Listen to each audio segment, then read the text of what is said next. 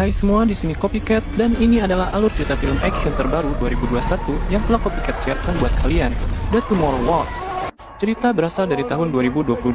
Saat itu cahaya misterius tiba-tiba muncul yang ternyata merupakan gerbang teleportasi sekelompok orang dari masa depan.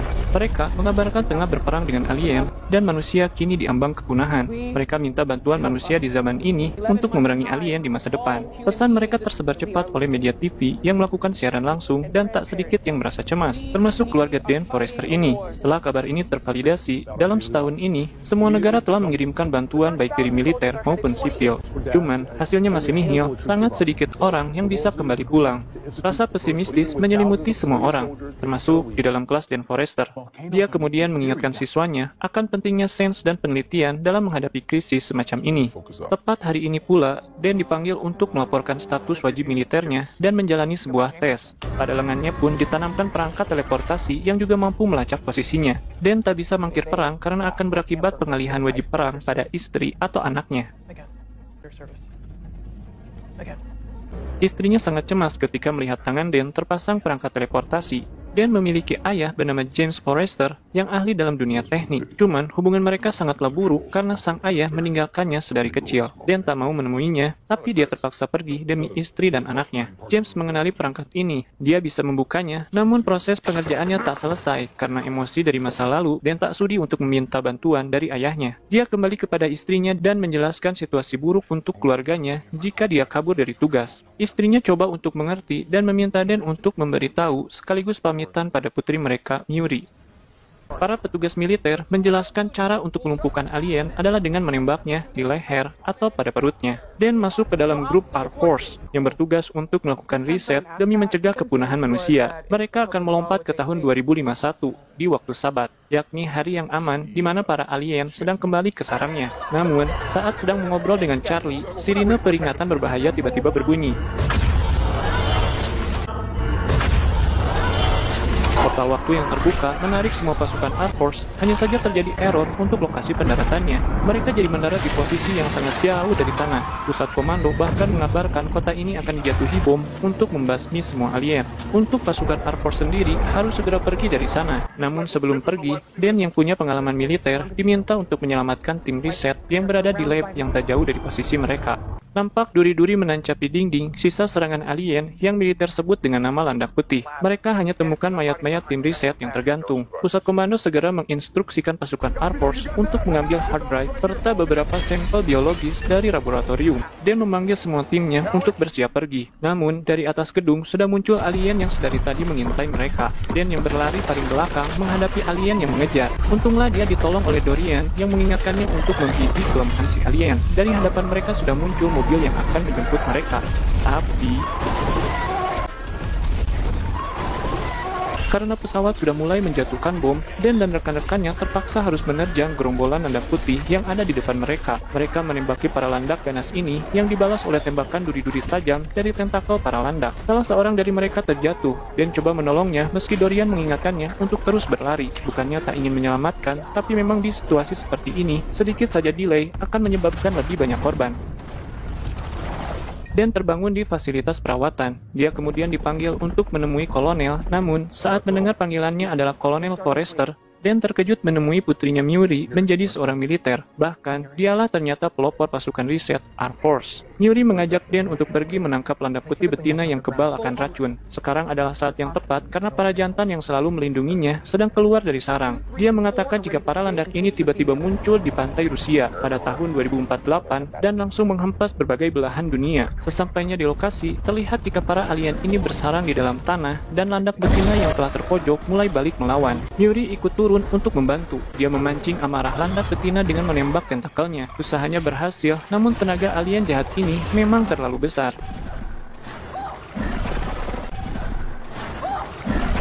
Ditambah lagi, para landak putih jantan mulai berdatangan mendengar suara si betina. Dan yang melihat kedatangan mereka langsung turun membantu Muri. Keputusan Dan sangat tepat karena dia bisa menahan tentakel yang akan menembakkan duri pada Muri. Dia membalikan arah tentakel tersebut ke arah si betina sendiri. Momen ini dimanfaatkan oleh mereka untuk mendorong si betina ke dalam kerangkeng. Helikopter segera menarik kerangkeng ini, namun dari bukit mulai bermunculan landak putih jantan. Mereka mengangkut kerangkeng ke fasilitas riset yang berada di wilayah perairan. Tanpa membuang waktu lagi, Myuri segera memulai penelitiannya. Penelitian ini bertujuan untuk mengatasi kemampuan si betina dalam menetralkan racun. Esoknya, setelah semalaman melakukan 10.000 kombinasi kemungkinan, akhirnya Myuri dapat menemukan formula yang 100% cocok untuk membunuh si landak putih betina. Tapi efek bius pada si landak betina ternyata sudah habis. Bersamaan dengan itu, ranjau yang disebarkan di sekitar fasilitas riset diterobos oleh para landak putih jantan yang menyerbu ke sana. Myuri tak lepas dari keganasan mereka dan terkena duri yang ditembakkan tepat pada perutnya. Myuri menyerahkan formula toksinnya pada Den dan memintanya untuk pergi meninggalkannya, tapi Den tak mau. Situasi makin runyam saat ada landak jantan yang bersiap menerkam yang berbarengan dengan kapal persial Mabal menerjang tiang. Myuri terjatuh ke lautan yang penuh dengan para landak. Den tak begitu saja meninggalkannya dan ikut melompat menemani Myuri yang jatuh. Namun portal waktu telah aktif dan mengembalikan Den ke tahun 2022. Toksin tersebut berhasil sampai dengan utuh meskipun portal waktunya kini tak bisa lagi digunakan. Den menceritakan apa yang terjadi pada istrinya. Den menyadari adanya kemungkinan kekeliruan data tentang kemunculan alien ini, yakni kemungkinan bahwa lokasi pertama si alien muncul bukanlah di pantai Rusia maupun tahun 2048. Dari cakar alien yang Dorian potong, ditemukan jejak abu vulkanik dari pegunungan di daerah Korea atau Tiongkok.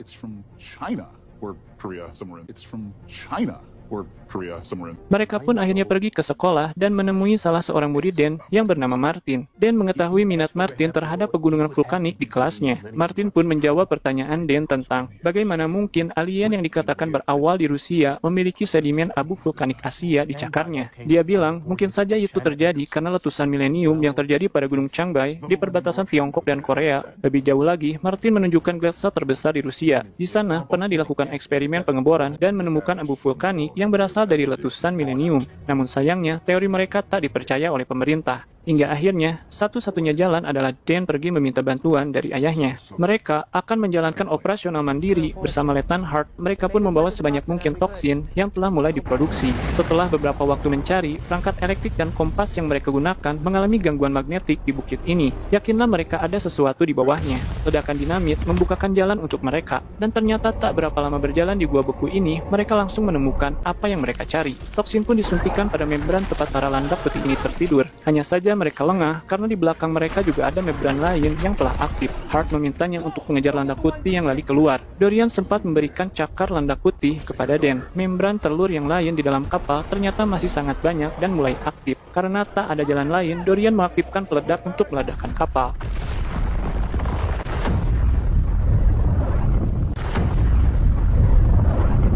James dan Charlie nampak sangat kelelahan. Katanya, ada satu landak putih yang lolos dengan perut berwarna merah. Yakinlah Den kalau itu adalah landak putih betina yang bakal jadi sumber bahaya bila tak segera dikejar. Den melihat landak putih yang bergerak cepat menuju ayahnya, untunglah itu cuma umpan. Namun, tembakan selain ke leher dan perut takkan menghentikan makhluk ini.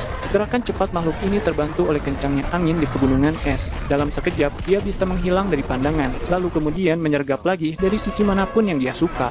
Den terkena tembakan duri si landak. Den yang terjatuh langsung bersiap diterkam olehnya. Meski demikian, Den berhasil melukai matanya, ditambah kemudian satu lagi matanya diserang oleh James. Landak putih yang menjadi buta menyerang dengan membabi buta. Den menusukkan toksin pada salah satu tangannya, namun dengan instingnya, dia memotong tangan yang terkena racun dan terbebas dari efek toksin. Den berencana memancingnya jatuh ke jurang, sekalipun harus bersama dirinya. Namun, rencananya itu diambil alih oleh James, dan sebelum itu, dia menyempatkan dirinya untuk meminta maaf pada Den. Landak putih yang mencium bau darah langsung berlari untuk menerkamnya. Namun, Den melompat lebih dulu ke punggungnya dan menggunakan cakar pemberian Dorian untuk melukai leher si landak putih ini. Karena tahu makhluk ini sulit untuk tumbang, Den terus menggunakan cakar ini untuk menyerangnya. Tusukan terakhir pada perut ditambah dengan satu toksin yang tersisa betul-betul membuat makhluk jahat ini gelagapan. Tendangan terakhir dari Den mendorong landak betina ini jatuh ke jurang dan menghantam bebatuan. Itulah alur cerita film action terbaru 2021, The Tomorrow War. Film ini ditutup dengan pengakuan pemerintah atas aksi heroik Den bersama kelompoknya. Dan Den pun pulang dengan memperkenalkan James pada Myuri. Terima kasih sudah menonton video ini hingga akhir. Bila